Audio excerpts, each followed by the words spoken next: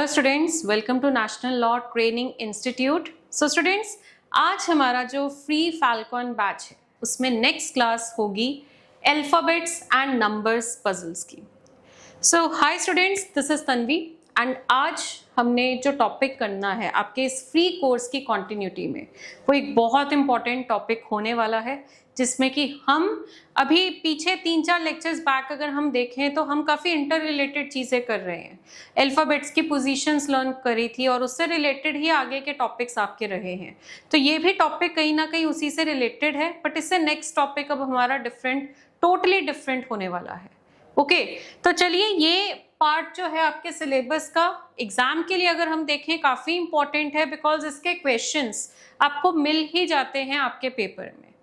तो अब इसमें हम क्या करेंगे, देखिए, इसको अभी बेसिक एज सच कुछ इसमें खास है नहीं है, जो भी डिस्कशन है वो क्वेश्चन से रिलेवेंट होगी, तो इसीलिए डायरेक्टली मैं इसके क्वेश्चन स्टार्ट करिए और हर क्वेश्चन को मैं इलाबोरेट करूंगी just to make you understand कि वो मीन क्या कर रहा है। ओके, सो स्टार्ट करते हैं इन पजल्स को। सो सबसे पहले तो देखो, ये वाला जो क्वेश्चन है उसने आपको बोला कि इफ अ मीनिंगफुल वर्ड, अगर आपको एक मीनिंगफुल इंग्लिश वर्ड बनाना है using first, third, fifth and eighth, तो पहले हम एक काम करते हैं, इस वर्ड को लिखेंगे।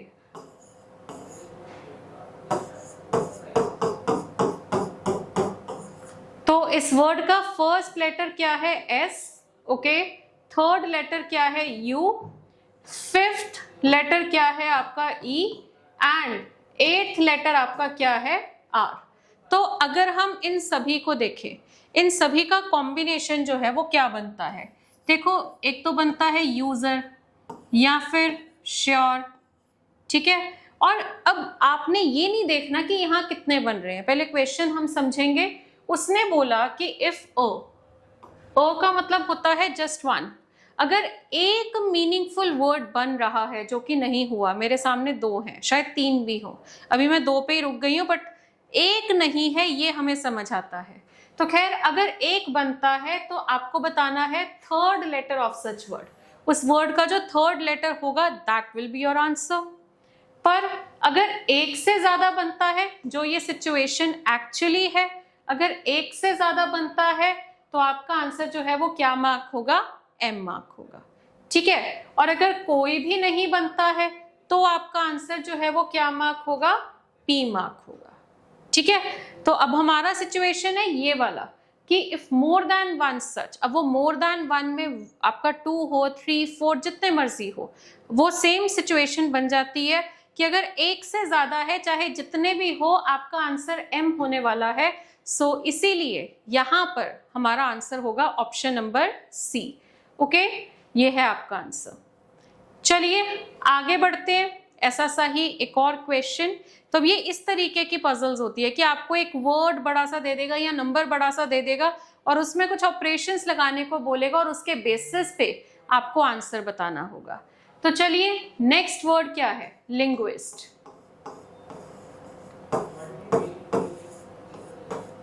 हाँ जी, इसका फर्स्ट क्या है? एल। थर्ड क्या है? एन।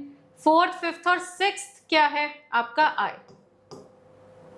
ओके, फर्स्ट आपका क्या है? एल, थर्ड आपका है एन और सिक्स्थ आपका क्या है? आई।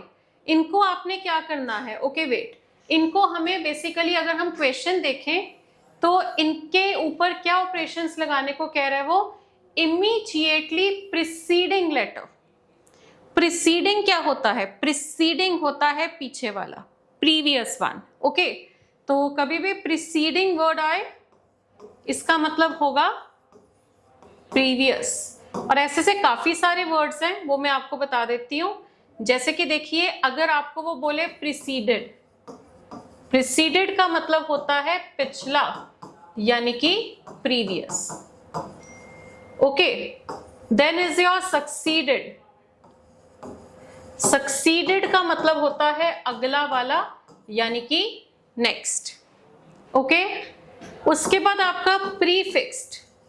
प्रीफिक्स्ड का मतलब होता है पिछले वाला, यानी कि प्रीवियस। उसके बाद सुफिक्स्ड। सफिक्स्ड का मतलब होता है अगले वाला, यानी कि नेक्स्ट, और उसके बाद आपका नेक्स्ट होता है उसके बाद फॉलोड। फॉलोड का मतलब होता है अगले वाला, यानी कि नेक्स्ट। तो ये कुछ वर्ड्स है जिनके मीनिंग आपको पता हो, ये बहुत जरूरी है। Okay, so I hope this is clear. हाँ जी, तो अब ये वाला क्वेश्चन आप देख सकते हैं, देखो इसको जरा।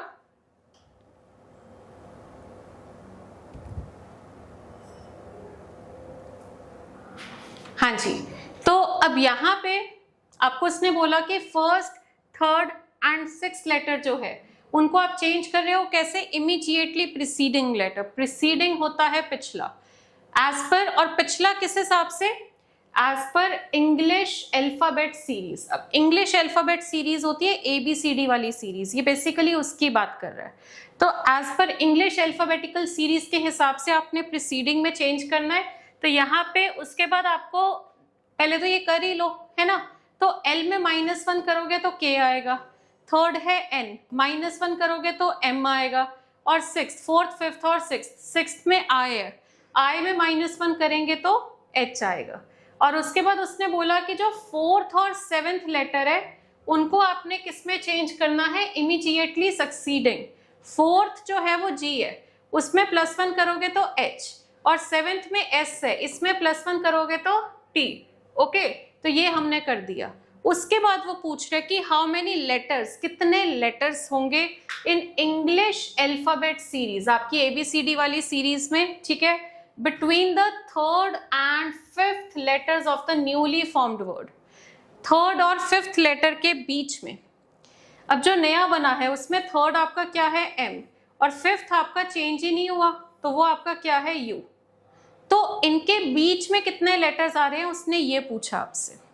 अब स्टूडेंट्स आप एक बात समझिए कि ये तो मैंने आपको प्रॉपर इसलिए करके दिखाया बिकॉज ये क्वेश्चन शायद आप फर्स्ट टाइम फेस कर रहे हैं, बट इसको ये सब करने की भी जरूरत नहीं थी, हम बहुत सिंपल तरीके से कर सकते थे। What is that? आप पहले ही देख लो मुझे रिक्वायर्ड क्या है। मुझे रिक्वायर्ड है थर्ड एंड फिफ्थ लेटर्स, तो मेरा फोकस सिर्फ इन दोनों पे होना था। तो मुझे ना इसको सॉल्व करने की जरूरत थी, ना इसको, ना इसको, ना इसको। मैं सिर्फ थर्ड वाले को करती सॉल्व, और फिफ्थ वाले में कुछ हो ही नहीं रहा था तो फिफ्थ वाला ऐसे ही ले लेती और मेरा आंसर आ जाता। तो चलिए M और U के बीच में कितने होते हैं? तो देखो M के बाद आपका क्या होता है? N, O, P, Q, R, S, T और U। तो ये कितने हैं? देखिए 1 2 3 4 5 6। तो आंसर आपका 7। आंसर आपका कितना होगा? C option, that is 7। अब ये सब भी करना नहीं होता है, इसको मैं थोड़ा ओरली आपको करके दिखाती हूँ। देखो आपको U की पोजीशन कितनी होती है? 21, और M आपका कितना होता है? 13। आप दोनों का difference low, means out of 21 alphabets आप 13 अल्फाबेट्स को अगर एलिमिनेट करते हैं तो कितने अल्फाबेट्स आ रहे हैं? 8। तो ये 8 किसको रिप्रेजेंट कर रहे हैं? 21 अल्फाबेट्स में से अगर आपने 13 एलिमिनेट किए, पर इस 8 में क्या आ रहा है? 13 अल्फाबेट के बाद वाले टिल 21st, पर उसने बिटवीन बोला है। बिटवीन का मतलब है कि मुझे ना M को लेना है ना U को लेना है। -13 करने से M तो एलिमिनेट हो गया, पर U तो एलिमिनेट नहीं हुआ ना, तो U को हम अलग से एलिमिनेट करेंगे -1, तो 7 आ जाएगा, which is the same answer जो हमने प्रॉपर डिटेल में चेक करके देखा है। तो आंसर इसका क्या होगा? Option number C, that is 7। C option है answer. Okay, next important question, how many pair of letters. अब ये थोड़ा ध्यान से समझने वाला है।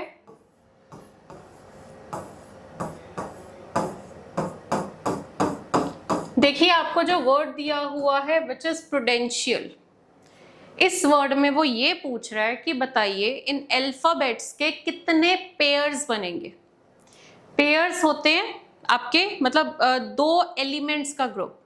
तो कितने पेयर ऑफ लेटर्स होंगे in this word which have as many letters between them as they have in English alphabetical series, जिनके बीच में उतने ही लेटर्स है जितने की आपकी सीरीज में होते हैं।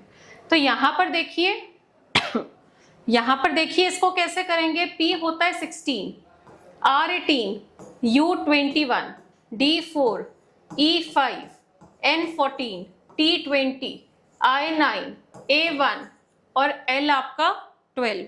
आपने सबकी पोजीशंस लिख ली।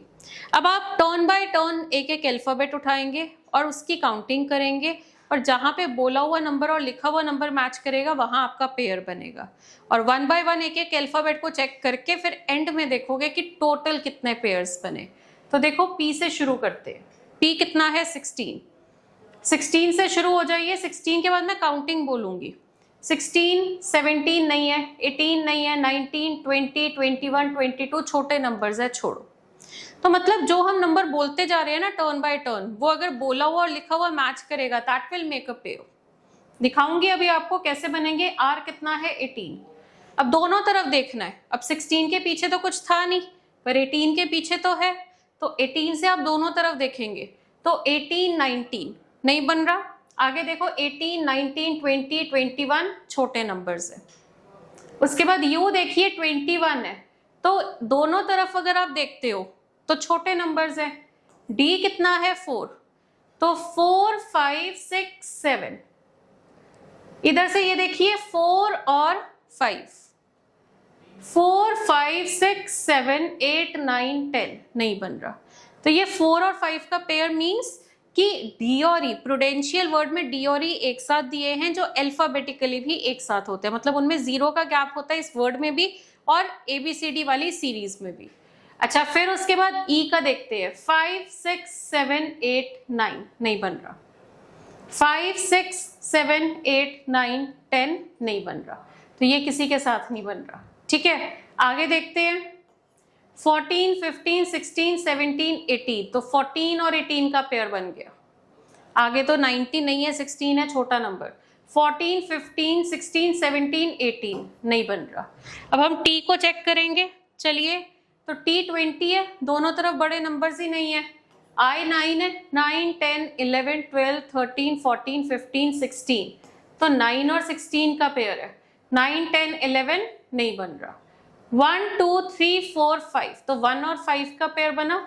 आगे देखिए 6, 7, 8, 9 नहीं बन रहा। ठीक है, तो 1, 2 नहीं बन रहा। 12, 13, 14, 15, 16, 17, 18, 19, 20 ये चेक करिए। 12, 13, 14, 15, 16, 17, 18, 19, 20 नहीं बन रहा। तो टोटल यहां पे कितने पेयर बने? हाँ जी, टोटल यहाँ पे आपके कितने पेयर्स बन रहे हैं? 4 पेयर्स, और वो हमें ऑप्शन में नहीं दिया, तो आंसर इसका क्या होगा? None of these. ठीक है, ओके। अब ये अगला, अब आप देख रहे हो हर क्वेश्चन में कुछ नया है, तभी मैं कह रही थी इसमें कुछ इंट्रोडक्शन या बेसिक इतना खास आपका बनेगा नहीं। अगला क्वेश्चन ट्राई करिए।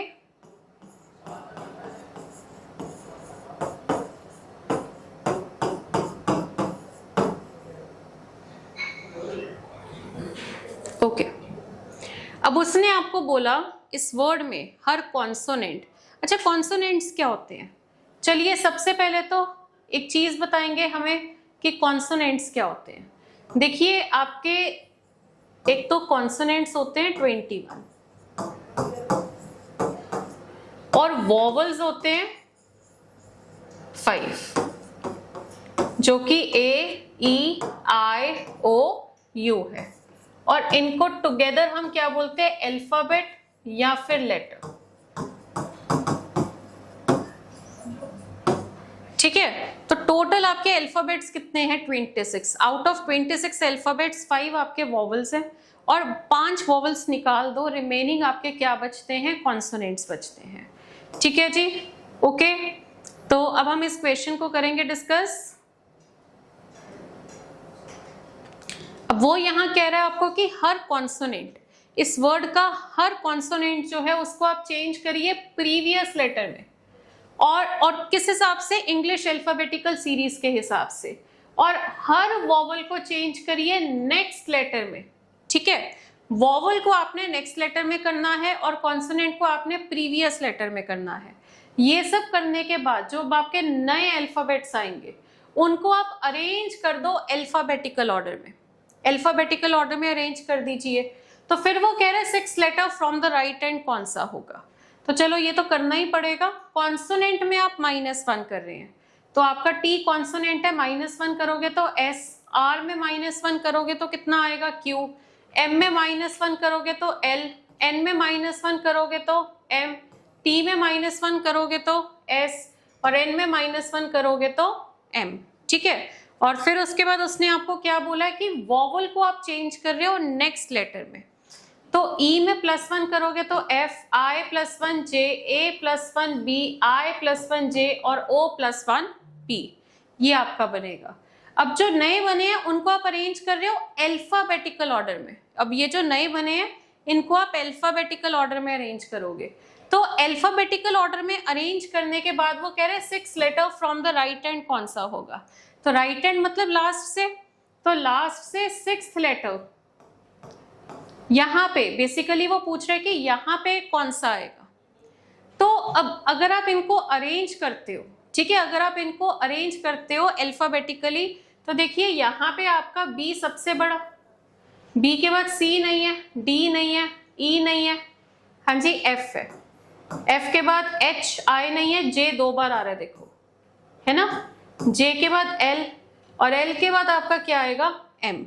तो जिस जगह का मुझे आंसर चाहिए, अब इससे आगे का सॉल्व करने की अब हमें जरूरत नहीं है, बिकॉज जिस पोजीशन का चाहिए वो आंसर हमारे सामने है और वो कितना है M है, जो कि आपको दिया है ऑप्शन नंबर A में। ओके, चलो अभी मैंने आपको प्रीसीडेड और सक्सीडेड का बताया था, है ना।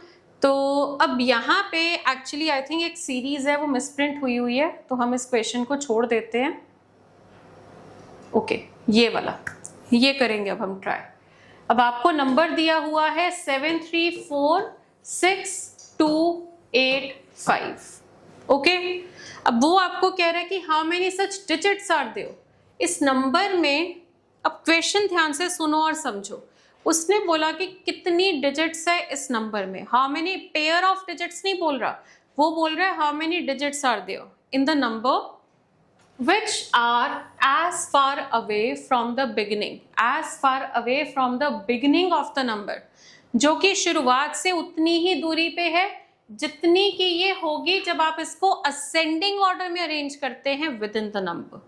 तो मतलब ये है कि इसमें आपकी कितनी डिजिट्स हैं इस नंबर की जो शुरुआत से उतनी ही दूरी पे आएगी जब आप इसको असेंडिंग ऑर्डर इस छोटे से बड़ा, छोटे से आप स्टार्ट करो और बड़ा बड़ा नंबर बताते रहो। तो जब आप इसको छोटे से बड़ा अरेंज करोगे तो उसी जगह पे आए। बेसिकली वो सिंपल भाषा में ये मीन कर रहा है कि आप इसको एक बार असेंडिंग ऑर्डर में अरेंज करिए और असेंडिंग ऑर्डर में अरेंज करने के बाद कौन कौन सी कितनी डिजिट्स है जो अपनी ही जगह पे आएंगी। तो सबसे पहले आपका 2, फिर 3, फिर 4 5 6 7 8। तो ये देखिए कौन कौन है जो अपनी जगह पे है। 4 अपनी जगह पे आ रहा है और 3 अपनी जगह पे आ रहा है। तो आंसर इसका क्या होगा, C option, that is 2। C option है इसका answer. Okay, done. Okay, next question. हाँ जी, उसने आपको यहां बोला है कि बताइए कितने सिंबल्स होंगे, how many such symbols are there which is not immediately preceded by a letter। वो कह रहा है यहां पर आपको ये बताना है कि कितने सिंबल्स हैं जो कि not preceded, not immediately preceded by a letter, जिनके पीछे लेटर नहीं आ रहा, जिनके पीछे लेटर नहीं आ रहा। ठीक है जी, बट इमीडिएटली फॉलोड, फॉलोड का मतलब क्या है, आगे, जिनके आगे की तरफ नंबर जरूर आ रहा है। तो बेसिकली आपको ये चेक करना है कि यहाँ पर ये जो ऊपर सीरीज आपको दी है, इस सीरीज में ऐसे कितने सिंबल्स हैं जिनके पीछे लेटर नहीं है पर उसके आगे नंबर आ रहा है। तो अब यहाँ पे आप देख सकते हैं कि पहला सिंबल क्या है, डॉलर। ओके, डॉलर का सिंबल है, सिंबल से पीछे लेटर मना किया है। तो अब ये चीज हमें चेक करनी है। तो ये देखो, इससे पीछे तो लेटर आ रहा है, इसको नहीं लेंगे। इससे पीछे लेटर नहीं आ रहा और आगे नंबर भी आ रहा है, तो ये हमारी कंडीशन को सेटिस्फाई कर रहा है। आगे देखते हैं, इससे पीछे लेटर नहीं है पर इससे आगे नंबर भी नहीं है, तो इसको नहीं लेंगे। इससे पीछे लेटर नहीं है पर आगे नंबर नहीं है, इससे पीछे लेटर है मत लो, इससे पीछे लेटर है मत लो। तो कोई भी इस कंडीशन को सेटिस्फाई नहीं कर रहा और इसीलिए इसका आंसर जो है सिर्फ एक सिंबल सेटिस्फाई कर रहा था, वो है @, और इसीलिए इसका आंसर जो है क्या होगा, देखिए यहाँ पे आपको जो कंडीशन उसने दी थी उस हिसाब से अगर आप देखते हैं तो आंसर इसका 1 आएगा, और वो ऑप्शन यहाँ पे बी ऑप्शन लिखा नहीं हुआ, आंसर इसका क्या होगा 1। Done, okay. चलो नेक्स्ट क्वेश्चन, ये बड़ा इंटरेस्टिंग क्वेश्चन है। वो पूछ रहा है what should come next in the following number series, इस नंबर सीरीज में अगला कौन होगा। चलो ये वाला ट्राई करिए। इस नंबर सीरीज में आपसे उसने मेनली ये पूछा है कि नेक्स्ट कौन होने वाला है। तो अगर आप यहाँ देखो 98765432 फिर 87654321 फिर 765431, तो समझ आ रहा है कि पहले 9 से डिक्रीजिंग ऑर्डर है, फिर 8 से डिक्रीजिंग ऑर्डर है, फिर 7 से डिक्रीजिंग ऑर्डर है, तो इसके बाद 6 से डिक्रीजिंग ऑर्डर होगा, और आंसर आपका इसका क्या बनेगा, D option, that is 6। Okay चलो अगला क्वेश्चन।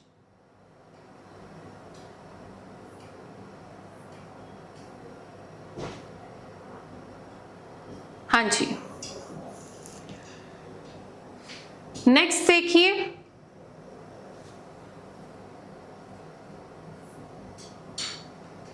अब उसने आपको वो देखिए टॉप पे कुछ नंबर्स दिए हुए, अब इन नंबर्स में वो पूछ रहा है कि बताइए जो आपका सेकंड हाईएस्ट नंबर है, पहले तो आप ढूंढोगे सेकंड हाईएस्ट नंबर कौन सा है। देखो नंबर और डिजिट में क्या फर्क होता है, डिजिट्स जोड़ के नंबर बनता है, ओके जो डिजिट्स होती हैं उनको जोड़ोगे तो नंबर बनता है। सेकंड हाईएस्ट नंबर जो है उसकी फर्स्ट डिजिट उठाइए, और उसके बाद what will be the first digit of the second highest number, वो उठाइए, पर एक चीज करने के बाद, कब, आफ्टर द पोजीशन ऑफ, जब आप सेकंड और थर्ड डिजिट जो है नंबर के अंदर चेंज कर रहे हो। सो बेसिकली करना क्या है कि आपको एक नंबर के अंदर की सेकंड और थर्ड डिजिट को पहले इंटरचेंज करना है, उसको इंटरचेंज करने के बाद आपने बताना है कि सेकंड हाईएस्ट नंबर कौन सा होगा, फिर उस सेकंड हाईएस्ट नंबर की फर्स्ट डिजिट बतानी है। तो पहले तो इंटरचेंजिंग पे ध्यान देते हैं, और हमें बताना है सेकंड हाईएस्ट नंबर। एक बात समझो, कभी भी मुझे अगर हाईएस्ट या लोएस्ट इस तरीके का कुछ पूछा जाए, अगर मुझे ऐसे बोले, तो आप ये देखते हैं कि यहाँ पर आपकी फर्स्ट डिजिट से ही पता लगता है, मतलब आपको कुछ कुछ नंबर्स दिए हैं तो आप उनकी फर्स्ट डिजिट से ही जज करना शुरू करोगे ना कि बड़ा नंबर कौन सा है या छोटा नंबर कौन सा है।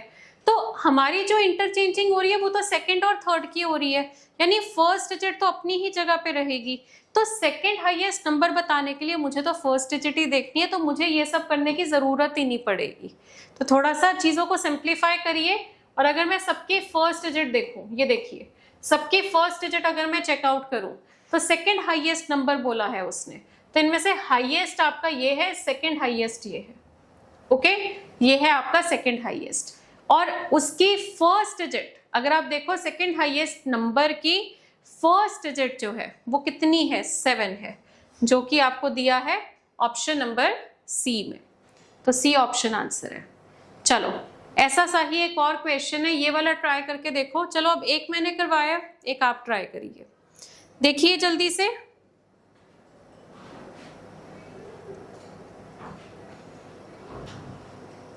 उसने आपको यहां बोला है कि if the positions of the first and the third digits within each number are interchanged, अगर आपके नंबर के अंदर की फर्स्ट एंड थर्ड डिजिट जो है उसको आप इंटरचेंज करते हैं, तो आपको बताना है कि third digit of the second lowest number क्या होगा। हाँ जी ये उसने पूछा है, तो हाँ जी तो यहाँ पे आपको जानना है सेकंड लोएस्ट नंबर। तो सेकंड लोएस्ट नंबर अगर आपसे वो पूछ रहा है तो उसकी थर्ड डिजिट तो हम बाद में बताएंगे, पहले सेकंड लोएस्ट नंबर तो जाने। और सेकंड लोएस्ट नंबर जानने के लिए मेरा फोकस होगा फर्स्ट डिजिट पे। अब मैं देखूंगी फर्स्ट डिजिट कहीं इंटरचेंज तो नहीं हो रही, वो तो हो रही है, किसके साथ, थर्ड के साथ। तो अगर हर नंबर की थर्ड डिजिट जो है वो फर्स्ट डिजिट की जगह जा रही है, तो मैं इस थर्ड डिजिट को ही चेक करूंगी, ठीक है। तो मैं इस थर्ड डिजिट को ही चेक करूंगी, और यहाँ पे इनमें देखेंगे कि सेकंड लोएस्ट नंबर कौन सा है। तो चलिए 7, 4, 8, 7, 4, 9, इनमें सबसे लोएस्ट कौन सा है? देखो 4 वाले दो है, एक तो ये वाला और एक ये वाला, और फर्स्ट और थर्ड इंटरचेंज हुई है, मतलब सेकंड अपनी जगह पे है। तो अगर फर्स्ट डिजिट सेम आती है तो हम सेकंड डिजिट देखते हैं ना, तो इन दोनों की सेकंड डिजिट देखो, ये 0 है और ये 1 है, तो 0 सबसे छोटा हो गया, ये सेकंड लोएस्ट हो गया। तो आंसर आपका आ रहा है 514। ओके, और इसकी थर्ड डिजिट पूछा है, तो थर्ड डिजिट आपकी असल में क्या है? 5 है, क्योंकि आपने फर्स्ट और थर्ड को इंटरचेंज किया था। तो आंसर इसका क्या आएगा? हाँ जी, okay, first and third digit आप इंटरचेंज कर रहे हैं, तो आपको बतानी है सेकंड लोएस्ट नंबर की थर्ड डिजिट। जो नए नंबर में तो 5 है, बट ओरिजिनल नंबर में तो आपकी 4 है ना, तो इस केस में आपका आंसर डी ऑप्शन होगा। आपको इन क्वेश्चंस को जब भी करना है ना, तो आंसर जो आपको पूछा जाता है वो ओरिजिनल नंबर में ही पूछा जाएगा। ओके, चलो ये करो ट्राई। अब ये क्वेश्चन ध्यान से देखिए, ये मैंने प्रीसीडेड, सक्सीडेड, इन सभी वर्ड्स का मीनिंग आपको मैंने डिस्कस कर लिया है आप सबके साथ। ये वाला क्वेश्चन करिए जरा ट्राई। ओके, उसने आपको बोला है कि how many even numbers are there, कि यहाँ पे आपके कितने इवन नंबर्स हैं in the following sequence of numbers which are immediately followed. Followed का मतलब होता है कि जिनके बाद में ऑड नंबर आ रहा है, as well as immediately preceded by an even number. Preceded by an even number का मतलब क्या है? कि जिनके पीछे की तरफ क्या है? आपका इवन नंबर है। तो इवन नंबर ऐसे कितने हैं जिनके बाद इवन होगा और उससे पहले ऑड होगा, ये उसने पूछा है। तो बेसिकली इवन ऑड तो आप समझते हैं, ऑड नंबर क्या है? 1, 3, 5, 7, 9, 11, 13, ये सारे, और 2, 4, 6, 8, 10 ये होते हैं आपके इवन नंबर। सो वो आपको कह रहा है कि 2 बार इवन हो और उससे अगले वाला ऑड हो। सो ये देखिए, ये इवन है, ये ऑड है, ये इवन, इवन, ऑड, ये लो 2 बार इवन और अगला ऑड, ये वाला ग्रुप बन गया। Even, even, odd second group, odd, even, odd, odd, odd, even, even, even, odd third group, odd, odd, even, even, even, odd fourth group. ठीक है, odd, odd, odd, odd, odd, सारे odd हैं। तो कितने बने हैं? 4 बने हैं। तो आंसर इसका क्या होगा? C option. इन क्वेश्चंस को करना इजी हो जाता है अगर आप पूरे क्वेश्चन को इस तरीके से पहले सिंप्लीफाई कर लो, क्योंकि अगर आप ऐसे सिंप्लीफाई कर लोगे तो उससे क्या होगा कि आपको ना यहाँ पे बार बार क्वेश्चन रीड नहीं करना पड़ेगा, बार बार प्रोसेस नहीं करना पड़ेगा, आप फटाफट से अपना ग्रुप जो है वो पूरा ढूंढ लेंगे। चलो नेक्स्ट क्वेश्चन, ये ट्राई करिए।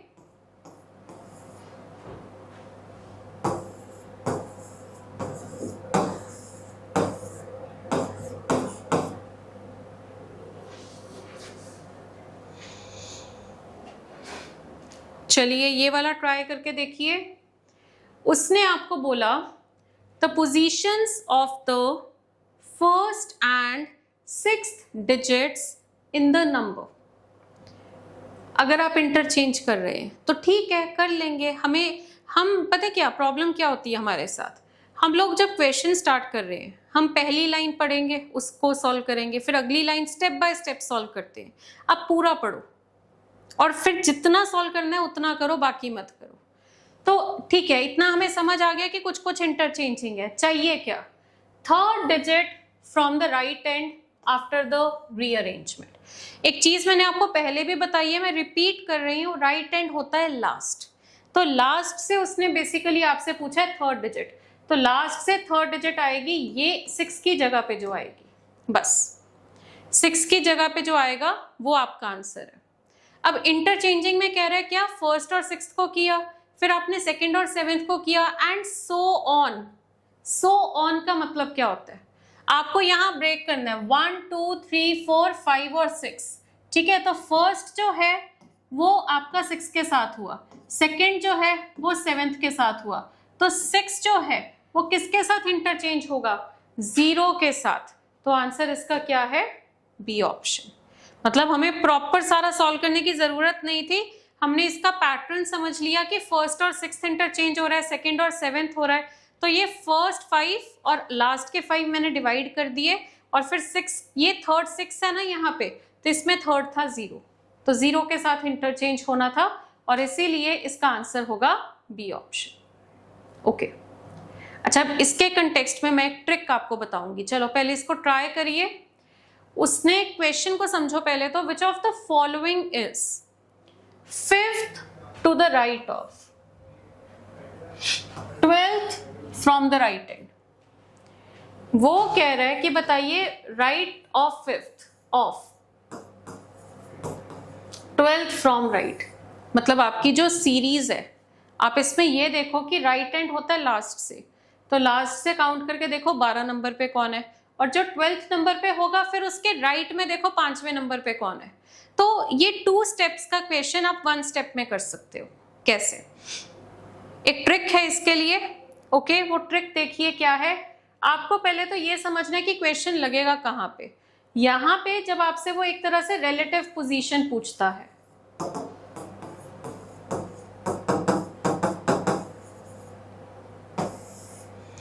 रिलेटिव पोजीशन अगर वो आपसे पूछता है, तो देखिए यहाँ पे हम ये देखते हैं, रिलेटिव होता है कि जब वो कहेगा कि राइट से इतने के लेफ्ट में इतना, या लेफ्ट से इतने के राइट में इतना, इस तरीके से जब पूछता है, तो यहाँ पे आप देखिए रिलेटिव पोजीशन के लिए आपको क्या देखना है कि अगर दोनों के दोनों राइट है तो सेम होंगे तो क्या होगा, सब्ट्रैक्ट।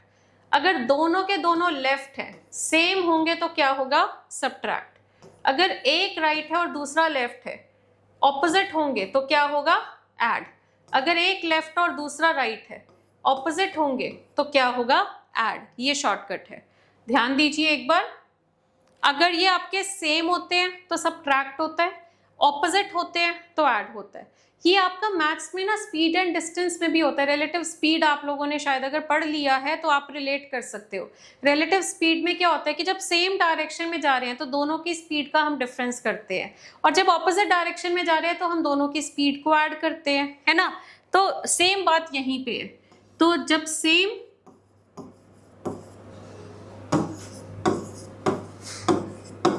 तो करिए सब्ट्रैक्ट,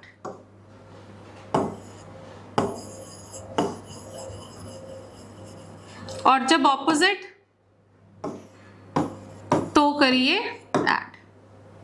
ठीक है, अब बात ऐसी है कि सब्ट्रैक्ट या ऐड तो हम कर लेंगे, पर ये करने के बाद देखना कहाँ से है, लास्ट से।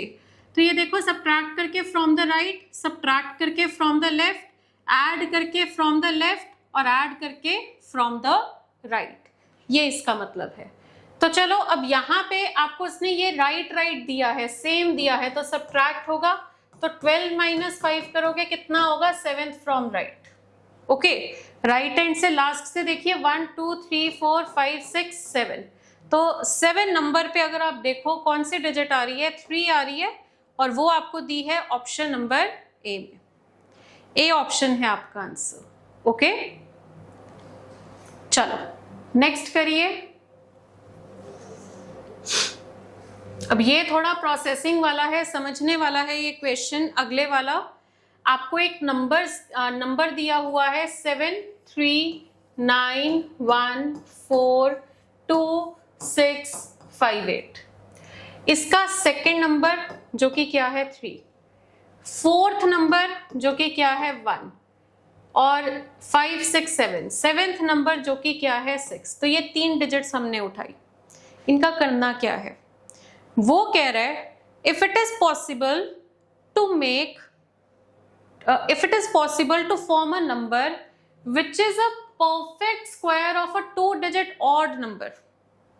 ठीक है, वो कह रहा है कि ये तीनों जो है इनको कंबाइन करो और इन तीनों से कोई एक ऐसा नंबर बनाइए जो परफेक्ट स्क्वायर है। किसका, किसी 2 डिजिट ऑड नंबर का। तो ऐसे में क्या होगा, और फिर उसने बोला है कि एक ही बार यूज करना है, मतलब ये 3 1 6 का कॉम्बिनेशन ही होगा, 3 डिजिट नंबर ही बनना चाहिए। तो फिर सेकंड डिजिट उस 2 डिजिट ऑड नंबर की क्या होगी।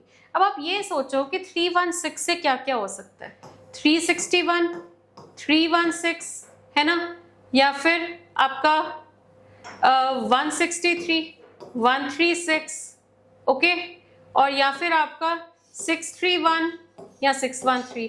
अगर आप देखो इसमें से 361, मतलब ये मैंने लिख दिया बट ये चीज आप माइंड में कैलकुलेट कर सकते थे। 361 होता है परफेक्ट स्क्वायर, और 361 किसका स्क्वायर है? 19 का। आई होप आप सबको स्क्वायर्स तो आते होंगे। तो आंसर आया कि वो नंबर है 19, जिसका परफेक्ट स्क्वायर यहाँ पे आपका आ रहा है। अब उसने बोला सेकेंड डिजिट, तो यहाँ पे देखिए अगर हम इसको देखें, चेकआउट करें, तो 19 जो है, 19 की सेकेंड डिजिट जो है उसकी क्या आ रही है? 9 आ रही है। तो वो तो हमें ऑप्शन में नहीं दिया तो आंसर होगा नन। ओके, क्लियर है?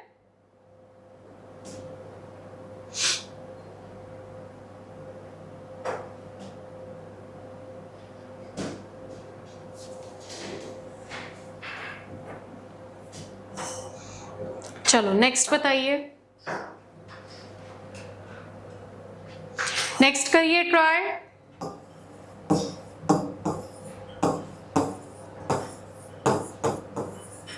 आपको ये नंबर दिया है और इस नंबर की जो डिजिट्स है उनको अगर आप अरेंज करते हैं असेंडिंग ऑर्डर में, from left to right, left से शुरू करते हो और राइट तक असेंडिंग ऑर्डर में अरेंज करते हो, ठीक है? तो वो कह रहे हैं कि बताइए सम क्या होगा किसका? Fourth from the right hand, मतलब पूरा करना पड़ेगा। क्वेश्चन पढ़ के समझ आ रहा है, पूरा करना ही पड़ेगा। तो इसके डिजिट्स को आप पहले तो असेंडिंग ऑर्डर में अरेंज करिए। तो ये देखिए 2, 3 तो नहीं है, 4, 5, 6, 7, कुछ तो गड़बड़ हुई है, 3 है।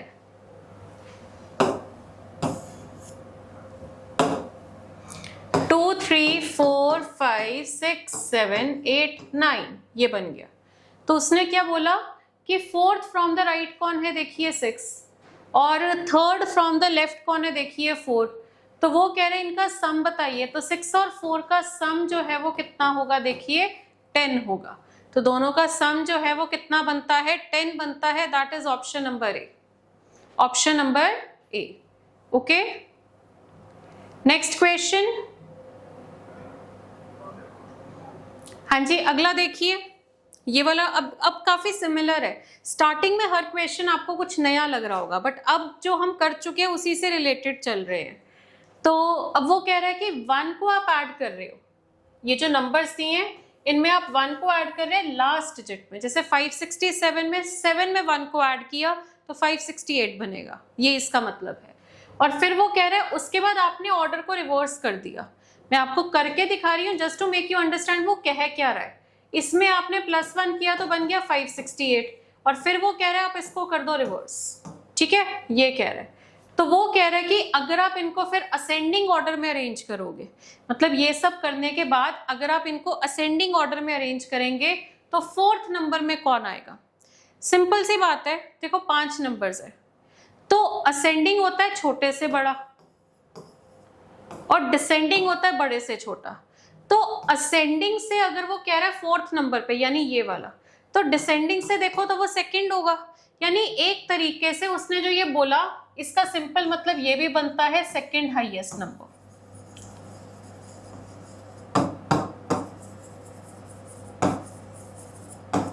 ठीक है, इसका ये मतलब ही बनता है कि वो आपको क्या कह रहा है? Second highest number. ओके, सो अब यहाँ पे अगर वो आपको सेकंड हाईएस्ट नंबर कह रहा है तो इसका मतलब क्या है कि पहले तो आप देखो कि फर्स्ट डिजिट हमारी कौन सी होने वाली है। तो आपने यहाँ 568 किया और 8 आ गया यहाँ पे, तो मतलब हर नंबर की जो लास्ट डिजिट है वो फर्स्ट डिजिट की जगह जाएगी, क्योंकि आप रिवर्स कर रहे हो। अब आप अगर ये सोच रहे हो कि मैम ने +1 तो किया ही नहीं है, देखो हाईएस्ट लोएस्ट जब बता रहे हो और अगर आप सब में ही +1 कर रहे हो तो सब में इक्वल इंक्रीज हो रहा है, और इक्वल इंक्रीज के बाद हाईएस्ट लोएस्ट वही रहता है जो इंक्रीज करने से पहले था। इसीलिए आपको +1 करने की कोई जरूरत नहीं है। सेकंड हाईएस्ट ऐसे ही ढूंढ लेते हैं। ये हाईएस्ट है 8, सेकंड हाईएस्ट है 7, आंसर होगा ए ऑप्शन 567। सो समझ रहे हो, चीजें आदि हमें सॉल्व करनी पड़ती नहीं है। रीजनिंग में हर चैप्टर में आपको ऑलमोस्ट मैंने बहुत शॉर्टकट्स बता दिए हैं, बट उनकी प्रैक्टिस करोगे तभी वो याद रहेंगे। ओके, चलो नेक्स्ट। अब ये जो सीरीज है आपके सामने, ये देखो एक अल्फाबेट्स नंबर्स एंड सिंबल्स की सीरीज है। उसने बोला कि यहाँ पर बताइए कितने सिंबल्स है। how many such symbols are there in the above arrangement, each of which is immediately preceded by a consonant but not immediately followed by a number. जो कि preceded by a consonant है, preceded का मतलब होता है कि जिनके पीछे की तरफ consonant आ रहा है, ठीक है, but not immediately followed by a number. उनके आगे की तरफ उसने साफ साफ बोल दिया कि नंबर ना हो. तो ऐसे कितने सिंबल्स हैं जिनके पीछे कॉन्सोनेंट है और आगे नंबर नहीं है? तो अब ये देखो, ये सिंबल के पीछे कॉन्सोनेंट है और आगे नंबर नहीं है, तो ये ले लिया. सिंबल के पीछे कॉन्सोनेंट ही नहीं है, ये रहने दो. इसके पीछे कॉन्सोनेंट नहीं है, रहने दो. इसके पीछे कॉन्सोनेंट नहीं है, रहने दो. इसके पीछे कॉन्सोनेंट नहीं है, रहने दो. इसके पीछे कॉन्सोनेंट है और आगे नंबर नहीं है. तो आंसर इसका क्या होगा? चलिए, सिंबल जिनके पीछे कॉन्सोनेंट है और आगे नंबर नहीं है. तो ये चीज हमारी 2 बार हो रही है. और ये जो सेकंड वाला है, ये शायद से आप मिस आउट भी कर दो इस चक्कर में कि इसके आगे कुछ नहीं है. तो चलेगा ना, उसने कहा नंबर नहीं होना चाहिए, तो अगर कुछ नहीं है तो नंबर तो नहीं है ना. तो यहाँ पे आपके ये सिंबल्स जो है कितने आ रहे हैं जो गिवन कंडीशन को सेटिस्फाई कर रहे हैं? 2. और इसीलिए इसका आंसर होगा option number C. Okay, odd one out, ये बड़ा अच्छा क्वेश्चन है, ये भी आता है आपके पेपर में. आपको यहाँ पे ना देखो, वो कह रहा है ये 5 ऑप्शंस है और इसमें जो ये लिखे हुए हैं ये सारे उस सीरीज से ही उठाकर लिखे हैं, पर एक पैटर्न में है, इन अ सर्टेन वे. 5 में से 4 एक जैसे हैं in a certain way based on their positions in the above arrangement. दिए हुए अरेंजमेंट में उनकी पोजीशन के बेसिस पे वो एक जैसे हैं. तो आपको ये बताना है कि ऑड वन आउट कौन सा होगा. एक तो ये बात है, और दूसरा ए ऑप्शन देखो, चलो डी एन ई. तो डी एन ई में क्या पैटर्न है? डी ये रहा, एन ये रहा और ई ये रहा. सो डी के बाद 2 छोड़कर एन और फिर डी से पीछे क्या होगा? ई होगा. ओके, ये बनेगा. उसके बाद एच बी एफ है ना, एच बी एफ. अब एच के बाद 2 छोड़कर बी और एच से पीछे वाला एफ, तो ये ऐसे बनेगा. ठीक है. उसके बाद W copyright at the rate. W ये रहा, कॉपीराइट ये रहा और एट द रेट ये रहा. तो डब्ल्यू ये रहा, 2 छोड़कर कॉपीराइट और डब्ल्यू से पीछे वाला एट द रेट, तो ये बनेगा. ठीक है. उसके बाद ए एम पी, ए ये रहा, एम ये रहा और पी ये रहा. तो आंसर इसका क्या होगा? ऑप्शन नंबर डी होगा. डन, क्लियर है सबको? तो आंसर इसका है ऑप्शन नंबर डी. चलो नेक्स्ट देखते हैं. ये भी अब आपकी क्या है? Relative position. उसने बोला विच of the following is 9th right of 20th from the right. अब ये भी क्या है? शॉर्टकट मैंने बताया था. अगर ये दोनों सेम हो, अगर ये दोनों सेम हो तो हम क्या करते हैं? सब्ट्रैक्ट. और अगर आप सब्ट्रैक्ट करोगे तो 20 - 9 कितना होगा? 11. और लास्ट में कितना आ रहा है? राइट आ रहा है. तो ये आपका बनेगा 11th फ्रॉम द राइट, और राइट होता है लास्ट से. तो लास्ट से देखिए 1 2 3 4 5 6 7 8 9 10 11, जो कि कौन है? यू है, which is option number C. Okay, चलो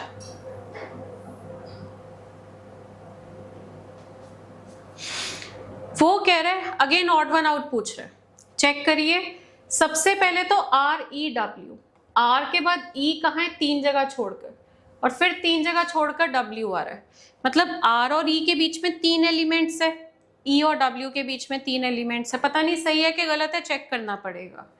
3 क्यू टी. अब 3 के बाद 3 छोड़ो क्यू, क्यू के बाद 3 छोड़ो 2. सी ऑप्शन बी % और 4. तो ये देखो बी के बाद 3 छोड़कर % और 3 छोड़कर 4 आ रहा है. और डी में देखिए 4#m, 4 के बाद 3 छोड़कर हैश है और हैश के बाद देखिए 4 छोड़कर m है. तो ऑड वन आउट यहाँ पर अगर आप देखते हैं वो बनता है ऑप्शन नंबर डी, क्योंकि वो एक अलग अरेंजमेंट फॉलो कर रहा है एज कंपेयर टू बाकी ऑप्शंस. ओके, चलो नेक्स्ट क्वेश्चन. अब उसने आपको बोला कि इस सीरीज में कितने 1, 3, 7 एक साथ आ रहे हैं। How many 1, 3 and 7 have appeared together, and किस तरीके से 7 being in the middle and 1, 3 on either side of 7। Means यहाँ पे उसने आपको बोला कि 7 जो है वो मिडल में हो और उसके इधर 1 या 3 या उधर 1 और 3 हो। मतलब ये जरूरी नहीं है कि 3 आगे आए कि पीछे आए, बस इतना पता है 7 should be occupied by 1 and 3। तो ये पहला 7 जो है ये 9 और 3 से ऑक्यूपाइड है, ये 1 और 3 से ऑक्यूपाइड है, ये 3 और 7 से, ये 7 और 1 से, है ना। ये आपका 1 और 3 से हो रहा है, ये 1 और 5 से हो रहा है, ये 7 3 से, ये 1 7 से, ये आपका 1 और 3 से ऑक्यूपाई हो रहा है। तो कितनी बार हो रहा है? 3 बार हो रहा है। आंसर होगा option number C. Okay, so with this we complete our class. Okay, ये हमारी जो अभी आज हमने जितने भी क्वेश्चन किए हैं, ये अल्फाबेट्स, नंबर्स और इसके जो पजल्स हमने किए हैं, पेपर में काफ़ी पूछे जाते हैं। तो आपको देखो कर लेते हो, कुछ क्वेश्चंस नहीं कर पाते, जैसे हाउ मेनी पेयर वाला अब आपको पता लग गया। कुछ क्वेश्चंस ऐसे कर तो लेते हो बट यू टेक टाइम। तो आपको आज हर क्वेश्चन में पता लगा कि जितना रिक्वायर्ड है उतना ही सॉल्व करिए। इन क्वेश्चंस में सबसे बड़ी प्रॉब्लम ही यही है कि आप जो है सिंपल चीज में बहुत ज्यादा टाइम लगा जाते हैं अननोइंगली। ठीक है, आप एक चीज को बहुत सिंपल तरीके से भी कर सकते थे। तो आई होप आपको सब कुछ क्लियर हो गया होगा, and I thank you all for watching the session. And in the end आपको मैं कहना चाहूंगी कि अगर आप हमें किसी भी क्वेरी है, कोई भी क्वेरी के लिए कॉल करना चाहते हैं तो आप इस नंबर पे कॉल करिए 9876142144। इंस्टा आईडी है nlti.cl80। Okay, with this class is over, signing off, bye, take care.